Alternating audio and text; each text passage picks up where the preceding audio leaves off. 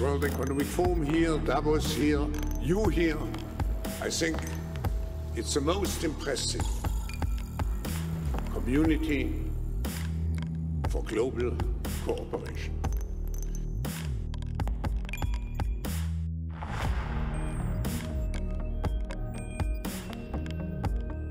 1971 година, Давос, Швейцария. В Алпийското градче се събират 450 души от 31 държави, сред които висши управници от най-големите компании в Европа, видни професори от най-елитните западни бизнес училища и други лидери в областта на управленските техники и корпоративните стратегии.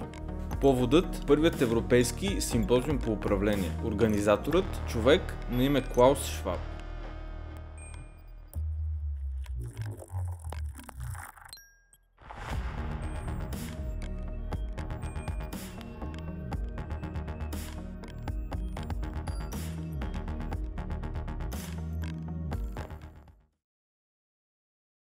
Клаус Шваб е инженер и икономист с впечатляваща биография. Той има швейцарски корени, но е роден в Германия, където по времето на Третия райх неговия баща става директор в индустриалната компания Escher Wyss Scie, ключов производител на турбини, предприятие от изключително стратегическо значение, за което потвърждава и ролята му на доставчик на техника за нацистката армия по време на Втората световна война. Години след края на войната, вече порасналия Клаус впечатлява със своето академично развитие, ставайки доктор по инженерните науки, доктор по икономика и магистър по публична администрация. Негов първи емблематичен труд става книгата "Съвременно управление на предприятието в машиностроенето", в който той излага своите възгледи върху капитализмът на заинтересованите страни, според който големите корпорации са не просто субекти, гонещи печалба, а важни социални организми, които трябва да работят за благото на всички заинтересовани страни. Това са освен акционерите, още клиентите, служителите, доставчиците и обществата по места, в които корпорациите оперират. Трябва да се чертаят дългосрочни и устойчиви стратегии, вместо краткотрайни такива, насочени към бързи печалби. Теорията противоречи на акционерния капитализъм, чийто главен идеолог в съвремието е икономистът Милтън Фридман. В своето есе за Ню Йорк Таймс, доктрината Фридман, социалната отговорност на бизнеса е да увеличи печалбите си, той развива своята теза, според която изпълнителният директор в една фирма е служител на собствениците, например акционерите, и неговата отговорност е единствено към тях. Ако корпорациите започнат да се ангажират с интересите на обществото, а не собствените си печалби, това според него води до тоталитаризъм. На организирания Европейски симпозиум по управление обаче, място за дебат по тази ос няма. Теорията на капитализма на заинтересованите страни на Клаус Шваб е централната тема на събитието. Германецът е напуснал своята директорска позиция в Escher Wyss Scie, където е работил и баща му, и симпозиумът се превръща в неговата нова и основна кауза. Планът е събитието да се провежда ежегодно и така и се случва. Всяка година специални покани са раздадени на няколко стотин топ управници от най-големите европейски компании.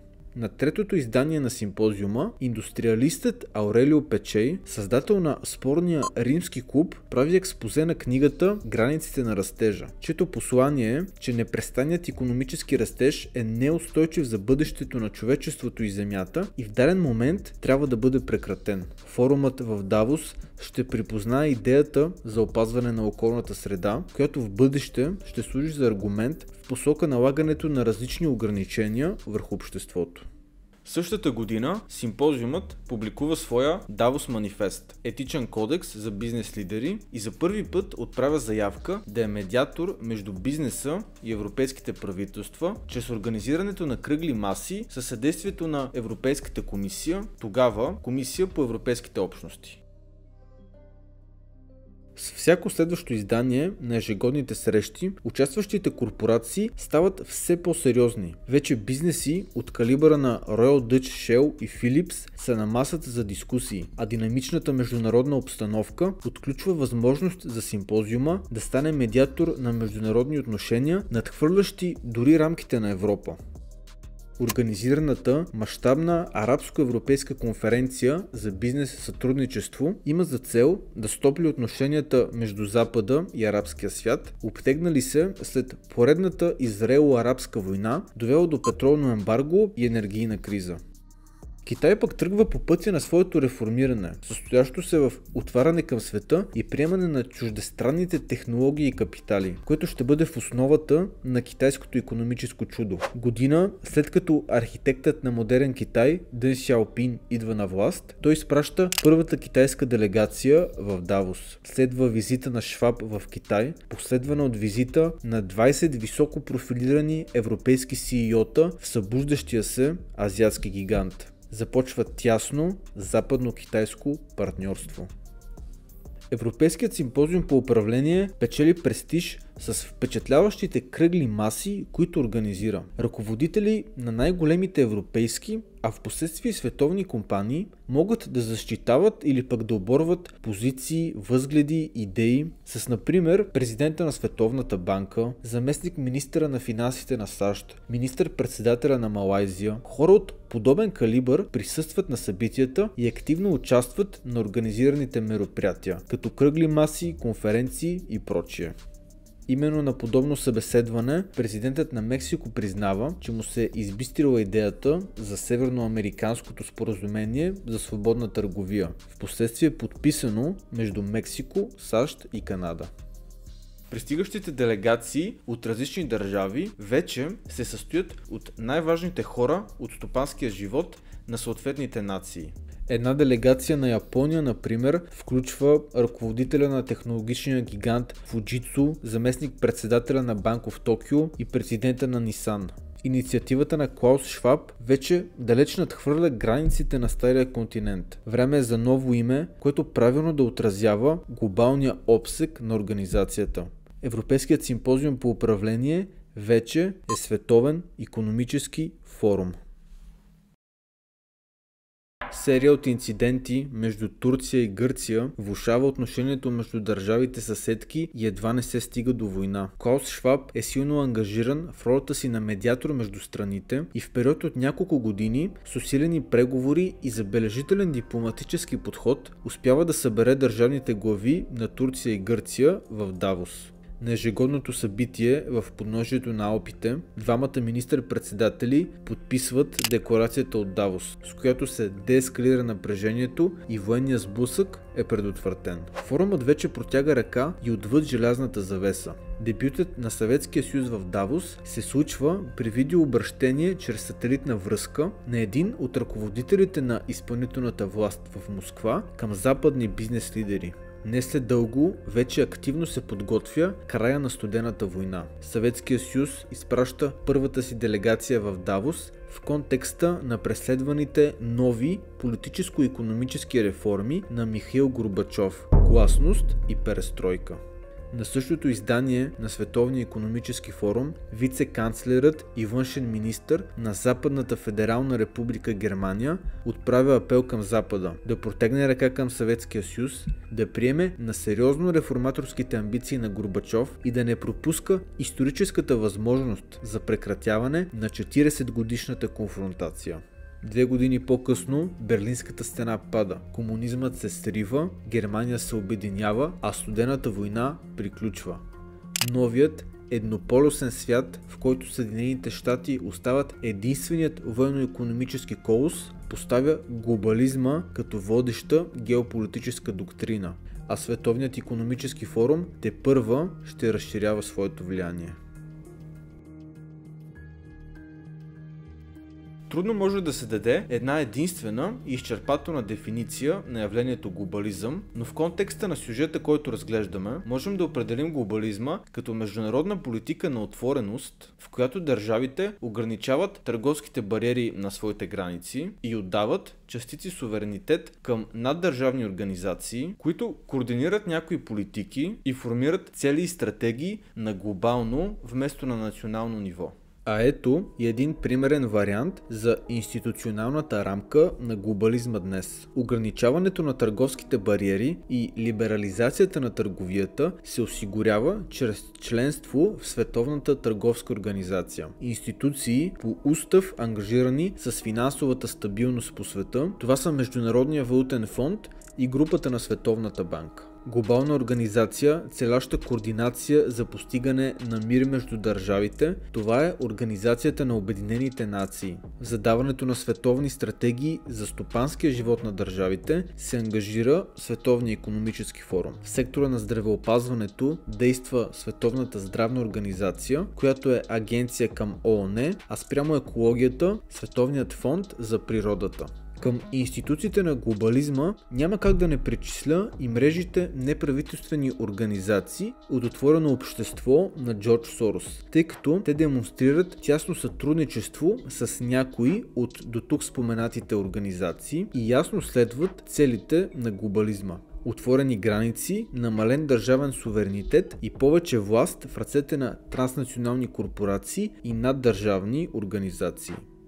Обратно в Давос продължават да се случват наистина важни срещи. Министър-председателите на Сингапур и Виетнам провеждат градивни разговори в опит да подобрят отношенията между двете страни, все още обтегнати след края на Виетнамската война. 2 години по-късно Виетнам се присъединява с подписа си към договора за приятелство и сътрудничество в Югоизточна Азия, свързан с Асоциацията на страните от Югоизточна Азия. С началото на 90-те години в Южна Африка се слага край на апартейда, расистката политика на расова сегрегация в обществото. В Давос е първата среща на борецът за права на чернокожите Нелсън Мандела и президентът на ЮАР Фредерик Деклерк отвъд пределите на родината им. Тяхното ръкостискане на сцената на Световния икономически форум се превръща в символ на окончателния край на апартейда. Именно в Давос лидерите от политическия и предприемаческия свят успяват да убедят Мандела да се откаже от пътя на национализация на банки и стратегически индустрии в Южна Африка. Темата остава обект на широки дискусии в страната и до днес. И докато лидери от бившия комунистически блок дискутират прехода на страните си към пазарна икономика и демокрация, в подножието на Алпите няколко влиятелни руски банкери определят бъдещето на Руската федерация. В държавата предстоят избори, а президентът Борис Елцин изостава сериозно от своя опонент, крайно левия лидер на Руската комунистическа партия Геннадий Зюганов.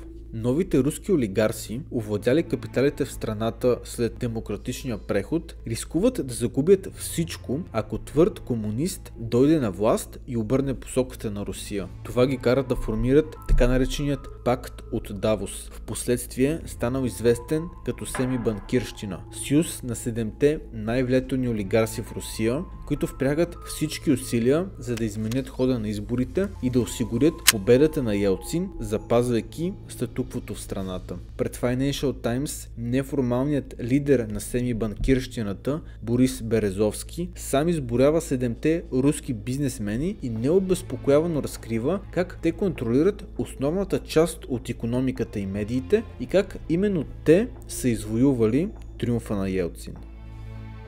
В този период Клаус Шваб пък публикува пророческо есе, в което предсказва проблеми за наложилата се система на глобализация. И не след дълго първите пропуквания са факт. Азиатската финансова криза от 1997 и първите сериозни антиглобалистки протести, насочени предимно срещу Световната търговска организация. Активисти, намиращи СТО за недемократична, тайна и безотчетна организация, заплаха за националните суверенитети на държавите, се сблъскват с органите на реда в Сиатъл, щата Вашингтон, САЩ. 10 години след азиатската криза от форумът е публикуван доклад относно глобалния риск за икономиката, в който свиреп срив в цените на активите е упоменат като един от най-сериозните и възможни рискове пред глобалната икономика. Докладът се оказва точен. Само година по-късно започва голямата рецесия. 2008 година светът посреща нова световна криза. А ето и едно нейно кратко експозе. В Щатите решиха, че е добра идея всеки да има собствено жилище, дори когато не може да си го позволи. Започна масово строене на къщи и тяхното закупуване с ипотека от редови граждани. Ипотеките, т.е. дълговете, започнаха да се препродават, а на вълците от Уол Стрит им хрумна брилянтната идея да обединяват различни ипотеки в една обща кошница, превърната в ценни книги – ипотечни облигации. Сега тези ипотечни облигации може да бъдат продавани на инвеститори като пенсионни фондове и големи банки и да генерират доходност от лихвите по ипотеките. Следват серия от лоши практики. Нови заеми към слабоплатежни купувачи на ипотеки, т.е. добавяне на лоши дългове към новите ипотечни облигации. Тези ценни книжа получават най-високата оценка за надежност 3 пъти А от трите олигополни кредитни агенции. Застрахователни компании пък продават нерегулирани деривати, застраховки на ипотечните облигации за техните притежатели на стойност десетки милиарди. И когато част от слабоплатежните длъжници спират да плащат вноските си, техните къщи се конфискуват и излизат на свободния пазар, където увеличеното предлагане не е посрещнато и от повишено търсене. Цените на имотите започват да падат. Част от ипотечните облигации спират да носят доходност. Безпощаден домино ефект е на път да събори цялата финансова система. В епоха на глобализация и свързани помежду си пазари, рецесията става световна, а Световният икономически форум за първи път в историята си става свидетел на подобно събитие. С началото на 21 век американски президент стъпва на подиума на форума. Клаус Шваб получава десетки държавни отличия, включително орден Стара планина, а 100 от най-големите корпорации в света застават зад финансирането на организацията. Изхождайки от поговорката, който плаща, той поръчва музиката, редно е да се зададе въпроса, чии интереси защитава форума? Тези на заинтересованите страни по теорията на Шваб, т.е. на цялото общество, или пък интересите на глобалните корпорации и техните апетити към това, те да диктуват световния ред. А може би мрежата от интереси, заплетени в Давос, е още по-сложна. Едно обаче е факт. След кризата от 2008, Световният форум вече не се свени да предлага нов модел за управление на света. Разковничето се крие в доклада от 600 страници на име "Бизнесът на всички. Укрепване на международното сътрудничество в един по-взаимозависим свят". Между редовете се чете послание. Националните държави и техните публични политики са неспособни да се справят с глобалните предизвикателства на 21 век. Корпорациите, стриктно по теорията на капитализма на заинтересованите страни, ще се ангажират с дългосрочни социални проблеми и ще използват това за представяне на легитимност пред обществото, вече да са на масата за вземане на глобалните решения. А защо не и господин Шваб и компания в ролята им на лидери на международни организации също да не бъдат там? Приказките за сътрудничество за общото благо прикриват реалния план. Шепа на избрани от народа хора на уютни срещи в Давос да станат най-овластените субекти в света. 10 години след публикувания доклад, светът се изправя пред нова криза, а икономическият форум вече ще стане много по-конкретен в своите предложения за бъдещето на човечеството. Няколко месеца след разгара на пандемията, в Давос е подета мащабна кампания. План не просто за икономическо възстановяване, но и промяна на световния икономически модел, с цел едно по-устойчиво и издръжливо на кризи бъдеще за човечеството. Планът е Великото зануляване, или The Great Reset. Но какво точно представлява то? От една страна имаме публикувани статии с дистопични заглавия от сорта "Ще притежаваш нищо и ще си щастлив", "Какво ще стане ако всички спрем да ядем месо", "С Богом притежание на кола, здраве и чист въздух". От друга страна имаме неясни определения, като споменатите от Кристалина Георгиева "зелен растеж", "умен растеж", "справедлив растеж", които сами по себе си не значат нищо. Да разбереш какво всъщност ти предлага Великото зануляване е като да трябва да наредиш сложен пъзел. След дълго редене обаче парчетата се напасват и картината става ясна. Капитализмът на заинтересованите страни вече не е висящ във въздуха термин, а реалност. В основата му за сега стои стандартът ESG. По него една компания се оценява как влияе върху околната среда, обществото и на служителите вътре в нея. Този стандарт вече е силно адаптиран от най-големите инвеститори в света – BlackRock, Goldman Sachs, JP Morgan Chase и други. Ако се направи скрининг на вашата публична компания и вие не се съобразявате с принципите на ESG, то вие де-факто се противопоставяте на финансовия естаблишмент, което ви гарантира свиване на инвестициите, лош медиен отзвук и стремглаво падащи акции. В центъра на великото зануляване обаче стои контролът не само върху корпорациите, но и над нас, гражданите. Ето как. Първо, контрол над самоличността ни. Дигитални идентификационни документи. Покупка на определени стоки, ползване на летища, на хотели, на финансови услуги. Всичко това скоро може да става чрез дигитално ID, с аргументи за подобрена сигурност за обществото, съхранение на идентичността ни от кражби и по-качествени услуги. Amazon One е услуга на Amazon, с която плащате чрез дуанта си на основата на биометрични данни. Дигитално ID разработва фирмата Thales, партнираща си с Microsoft. А Европейският съюз има нова, актуална програма за въвеждането на подобен идентификационен механизъм. Сещайте се, кое беше пилотната версия. Второ, контрол над парите ни. Инструментът е нов, актуален, проучването му върви с пълна сила. Цифрови валути на централните банки, известни още като CBDC. Накратко, това ще са дигитални пари директно на сметка към централната ви банка, без посредници. Тези пари могат да са обект на пълен мониторинг и контрол. Технологията позволява всячески ограничения върху паричните единици да бъдат налагани чрез няколко реда програмен код, но също така и поднася редица ползи, като предоставяне на финансови услуги към по-голям спектър от хора, занижени такси, борба срещу укриването на данъци и прочие. В Нигерия и Бахамите те вече съществуват, а централните банкери по почти цял свят подготвят доклади относно възможността за въвеждането на този инструмент. Разговорите за дигитално евро влизат във все по-напреднала фаза. С първите два инструмента в дигиталното пространство вече ще е налична цялата информация за това къде сте били, какви услуги сте ползвали и какво сте си купували. Трето, черешката на тортата – социална кредитна система. Ще си кажете, тук работата е ясна, в Китай вече я имаме. Пресичаш неправилно, хвърляш фасове, намаляме ти точките.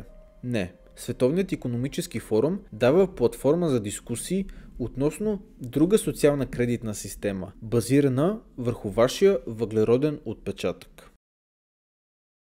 We're developing through technology an ability for consumers to measure their own carbon footprint. What does that mean? That's where are they traveling? How are they traveling? What are they eating? What are they consuming on the platform? So, individual carbon footprint tracker. Обсъжда се въвеждането на система, в която всеки ще получава определен брой въглеродни точки. Колкото повече пътувате с кола, с самолет, ядете пържоли, купонясвате, толкова повече изхабявате точките си, защото вашия въглероден отпечатък се увеличава. А когато те свършат, може би вашето дигитално ID няма да бъде прието на летището, а CBDC-тата в дигиталния ви джоб вече няма да могат да служат за закупуване на месо в магазина. Тогава, ако искате, можете да си купите въглеродни кредитни точки от някой, например, по-беден човек, който още не е използвал своите. Точно както днес компании като Volkswagen си купуват регулаторни кредити от Tesla, за да влезнат в рамките на екологичните правила, които трябва да спазват.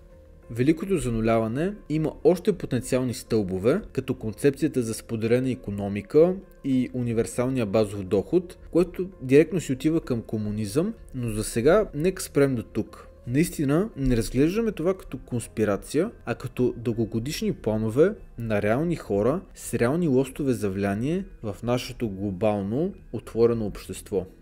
Благодаря ви, че гледате Република 21.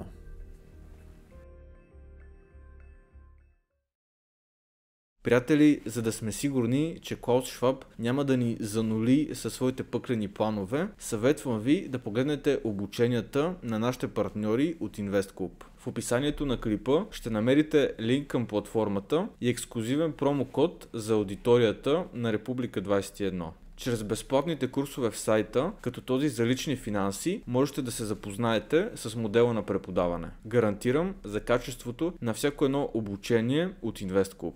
Очаквам вашите коментари по темата за Световният икономически форум. Поздрави и до скоро!